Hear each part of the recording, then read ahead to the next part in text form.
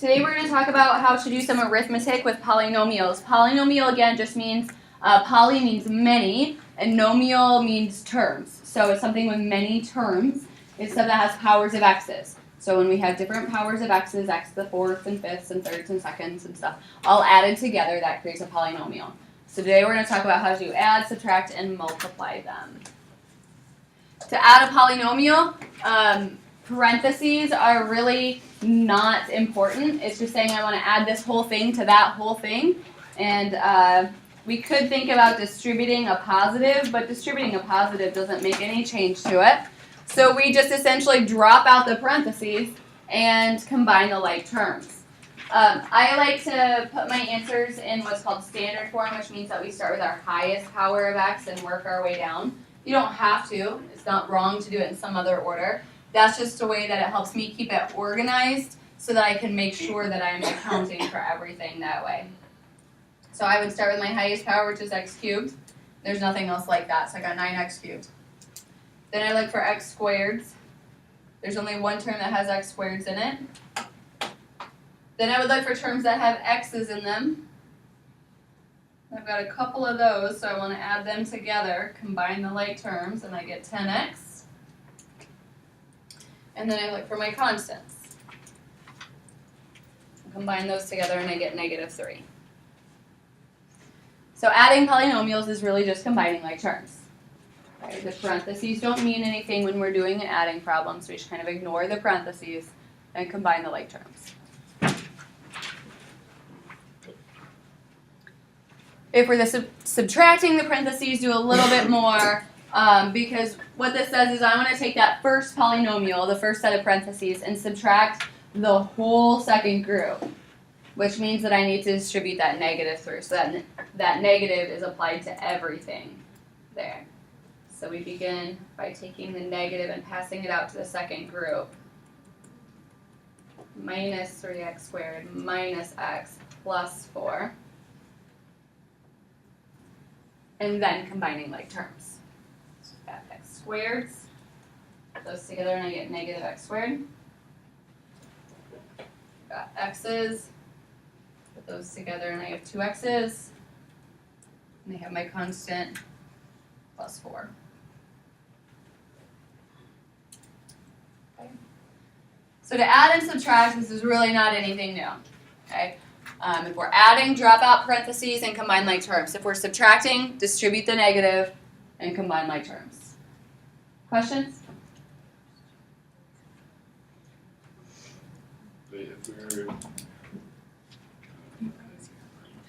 Go ahead and try the next 2 examples. There's one example of adding and one example of subtracting.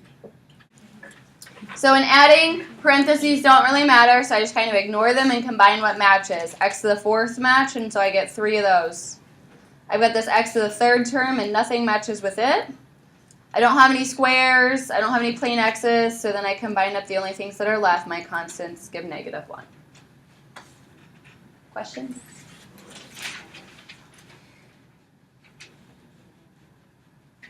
For subtracting, I need to begin by distributing that negative through so that each of these terms in the second group is subtracted.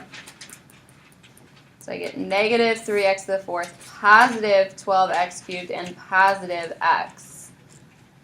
Then looking for matching terms, my 4ths gives 6x to the 4th. My 3rds cancel each other out, so they're gone. And then I have a squared. And I have a plain x, no constants. Questions?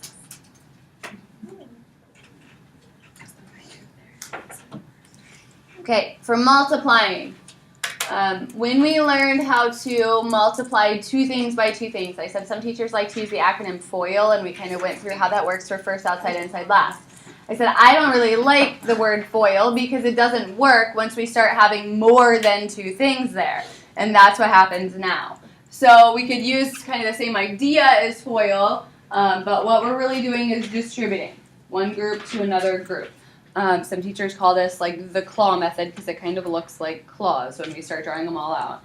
But what we're going to do is take the x in the first group and pass it out to everything in the second group.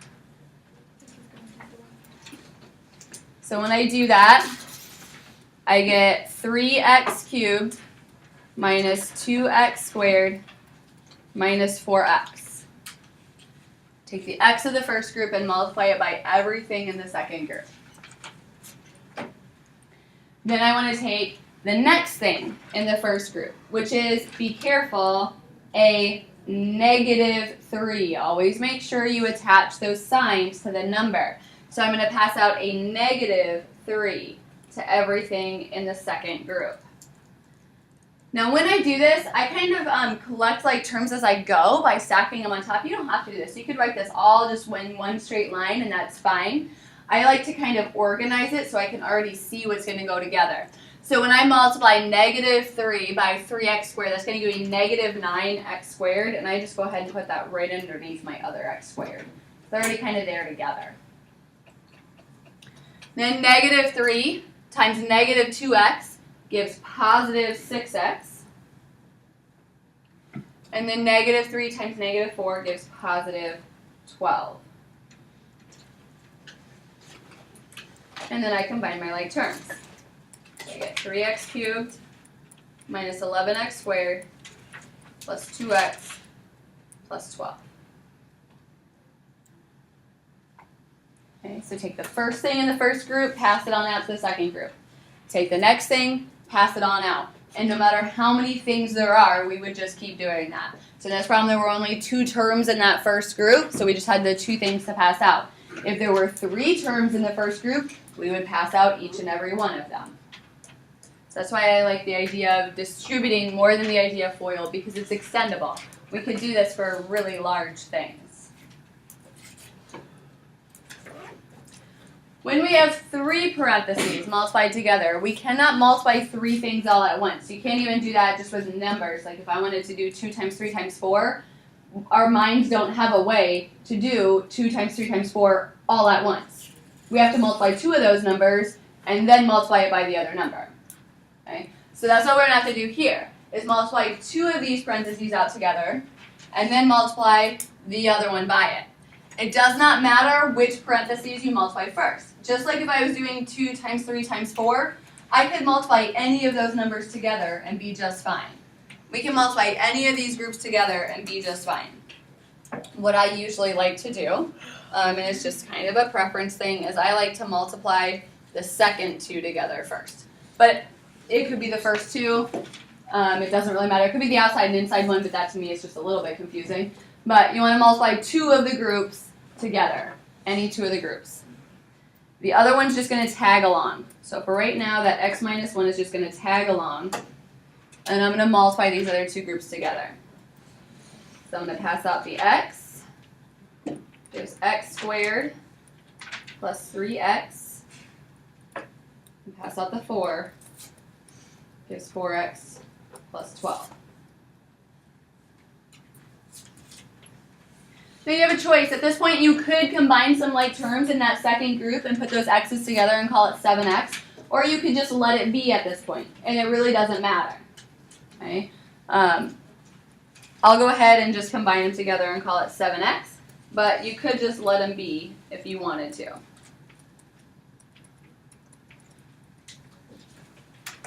Because what we need to do now is take that first group that we haven't used yet and do what we did in the last problem. Take the x and pass it out to everything in the second group. And take the -1 and pass it out to everything in the second group. So passing out the x gives x cubed plus 7x squared plus 12x. Passing out the -1 gives -x squared, -7x, -12. If you hadn't combined that 3x and 4x, it'd be fine. You would just keep on passing out to every term, and then at this point you would have more like terms to combine than what I do.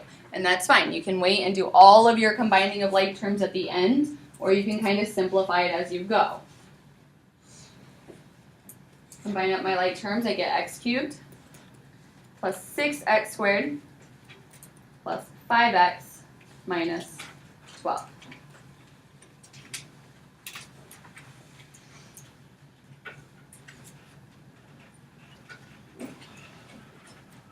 Questions?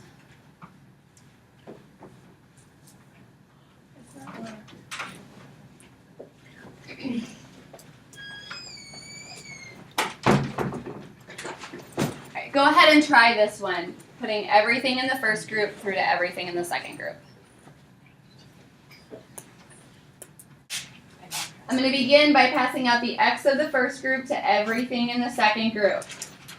That's going to give me 5x cubed plus 3x squared minus 1x. Then I'm going to pass out the 2 to everything in the second group. So that gives me 10x squared plus 6x minus 2. And then combine the like terms. 5x cubed, 13x squared, 5x minus 2. Questions? Isn't that supposed to be a -3? So it'd be Where? 7. Oh, ours has. Oh, maybe not. I just covered it up. That's why. Okay. Well, actually, no. Mine actually is a minus sign. In the parentheses. It's minus. For this one, when I have 3 groups, I can only multiply 2 groups at a time. So I'm going to choose any 2 of them. Doesn't matter which 2. I could do the first 2. I could do the last 2. Doesn't really matter. I'm going to go ahead and multiply the last 2 together, and I'm just going to let that x minus 2 tag along. I'm going to pass out the x to the last group. Gives x squared plus 3x. And I'm going to pass out the negative 1 to the last group. Gives negative 1x minus 3.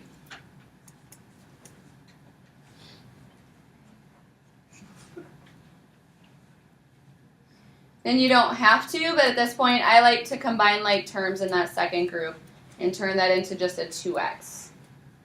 You could wait until the end and do all of your combining at the end. But you have more multiplying to do then. So I would rather just combine them up quick and have less multiplying to do. So then for our multiplying, I'm now going to take the x and pass it out. X cubed plus 2x squared minus 3x. And take the negative 2. Again, be careful when you pass out that you're looking to see if you're passing out a negative. And pass out the negative 2. Gives negative 2x squared minus 4x plus 6. Combine up like terms. There's x cubed. The x squareds drop out. So minus 7x plus 6. If you said plus 0x squared, that's fine. You don't have to. When we do synthetic, it's important that we account for every term, but you don't actually have to list every term if it's not there. Questions?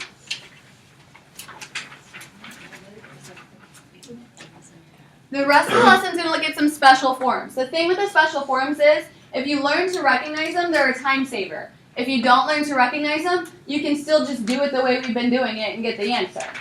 Okay? So it's not something you have to memorize. You can totally do these problems without the special forms. It's just quicker if you learn to recognize these special forms. Okay? They're just time savers. They're shortcuts. So the first thing is, if you notice that what you are multiplying is 2 groups in which the stuff is exactly the same, but one of them is adding and one of them subtracting, you can really just multiply the first things and the last things, because the outers and the inners will always disappear. If you don't notice that and you go ahead and distribute it all out, your outers and inners will cancel, and you'll end up getting the same answer. You just did a little bit more work than what you had to do. If what you're multiplying is something squared, remember that squared means times itself. So we could write it as times itself, write it out twice, and then FOIL it all through and combine like terms. What's going to happen is we will end up with the first thing squared and the last thing squared, and those outers and inners will combine to make double the product of the two pieces. So if you learn to recognize that, it saves you the time of writing it twice and foiling and combining like terms. If you don't recognize it, or you're like, oh, I don't have any idea what you're saying right now, then you just write it out twice and you foil it and combine like terms. Once we get into a cubed means times itself 3 times. So then I would write it out once, twice, 3 times multiplied, and we would do it just like we did those last problems where we had 3 groups. We would multiply 2 groups together and then multiply the other group through it. This is where learning to recognize special patterns can really be a time saver. The highest I'm going to ask you to do is a cubed. If you choose to go on to pre-calc, I'm not exactly sure how Mr. Rohr does things, but I know when I taught pre-calc, we would often do stuff that goes to like a power of 7. Learning shortcuts is going to be really important then, because you would not want to write this out 7 times and do all of that foiling and distributing. So at that point, starting to learn shortcuts becomes really important. I still like using a shortcut when I do a power of 3, and I'll show how the shortcut works if you're interested in that, but if you're not interested, then you just write it out 3 times and do your foiling and distributing. So this one's a power of 3. So I will show both kind of the long way and the short way about it. The longer way about this one is to say for a power of 3, we write it out 3 times, because that's what a power of 3 means, is multiplied 3 times. And then we do it like we did the last problem. Group together 2 of them and distribute them out.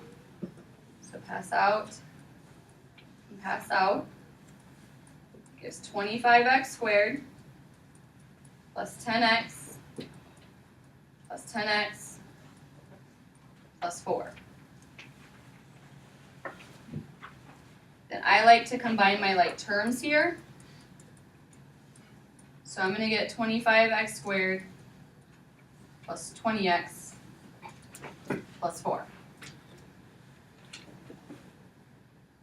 Then I would pass out the 5x and pass out the 2. So 5 times 25 is 125, and that makes x cubed. 5 times 20 is 100, and x squared. 5 times 4 is 20x.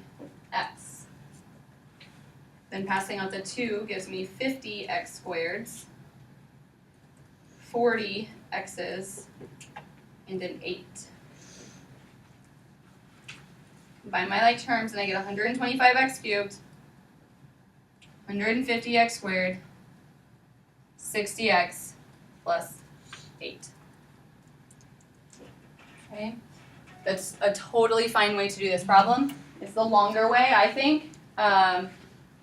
But if you're not interested in learning something new to learn a shortcut, then it's a perfectly and completely valid way of doing it. And like I said, the highest power I'm ever going to ask you to do is a third, so this is really kind of as bad as it's going to get.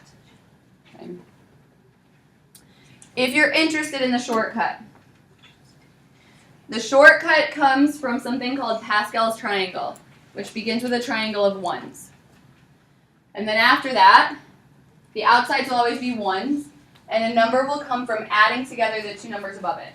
So this is going to be a 2 and a 1. Always a 1 on the outside, add together the 2 numbers above gives 3, 3, and 1. We could keep on the triangle going. The furthest you're going to need of this triangle is this row, because we're only ever going to do a third power. But if I was doing a higher power, I would need to keep going. Outsides are always 1s, and then a number comes from adding the 2 numbers above it, is how we continue on this triangle of values. Okay? But the highest you're ever going to need is the 3s, because the highest power I'm ever going to give you is a power of 3.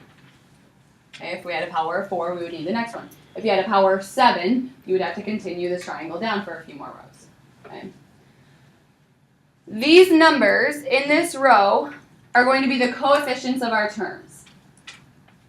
So what I'm going to do is begin by writing them out. 1, with a lot of space, 3, 3, 1. Okay, adjust my space a little bit.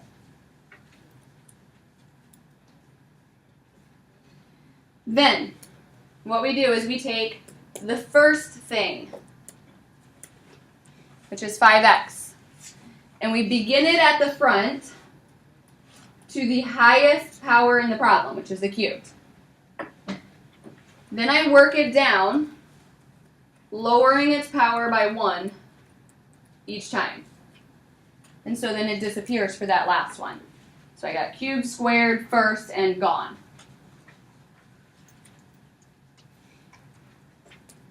Then I take the end, and I start it at the end with the highest power. So 2 to the third of the end, and I work it down going forward.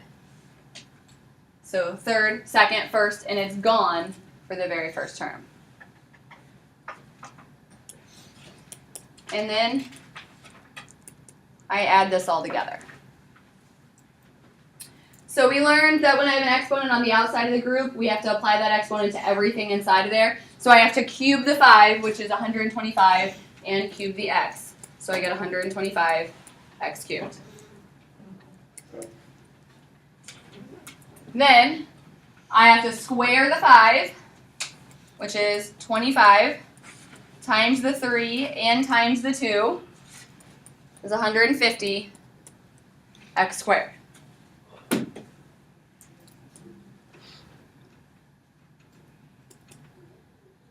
Then I have to square that 2 and makes 4 times 3 and 5 is 60 and x. And then at the end just square or cube the 2, which is 8. And I get the same answer I got before. Okay. It might have not felt like a shortcut, but once you get this pattern down, it is a little bit quicker. And again, especially if we're working with really high powers, this becomes a whole lot quicker than writing out like 7 of them and foiling them all. If you're interested in doing it, go ahead and give it a try. If you're not, then go ahead and write it out 3 times and foil them all together. It really doesn't make a difference to me. Okay? Either way is fine.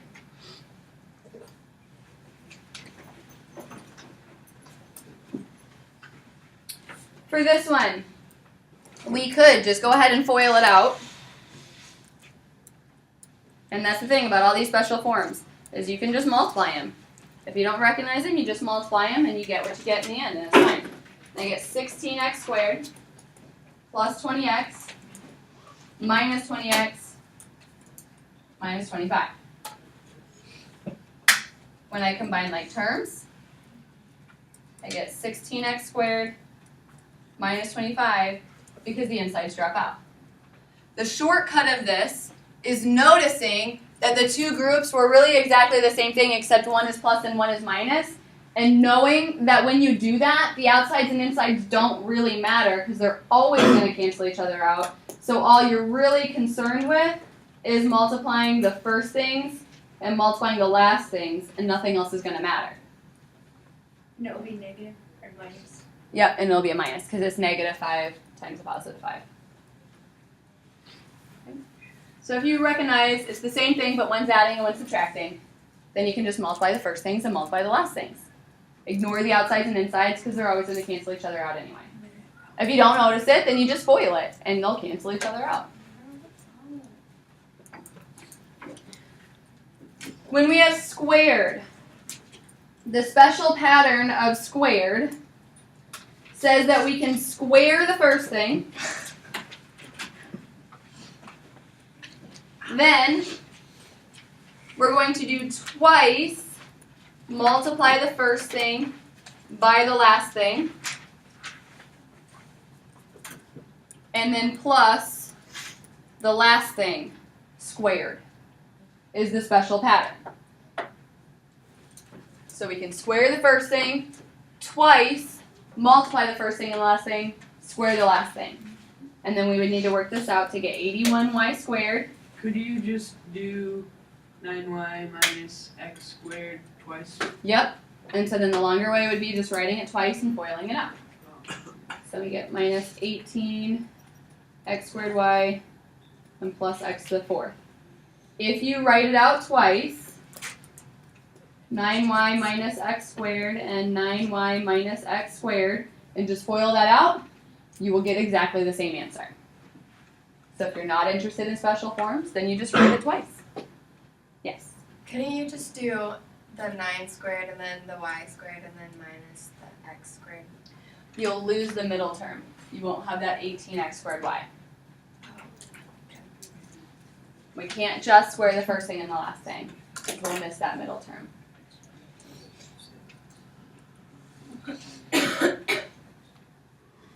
Now our last one here is another cube. I'm actually going to change this problem just to show something else. I just want to change this to a negative instead of a positive. Okay. You could write this out 3 times and just FOIL it all through.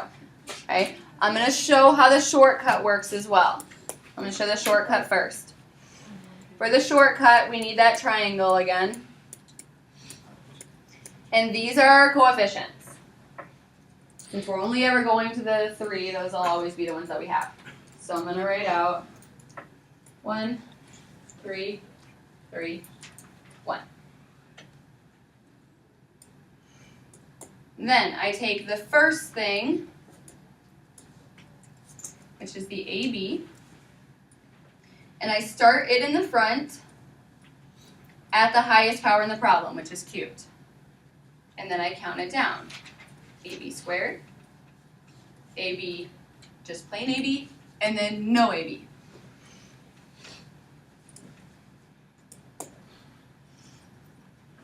And then I'm going to take the second thing, which has a negative attached to it now because I changed this problem. So that's why I wanted to change it, to make sure to emphasize that we attach a negative to a term.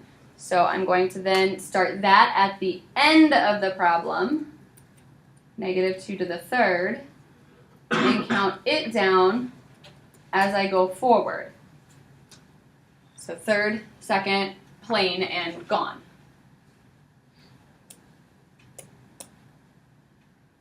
Then I add this stuff together.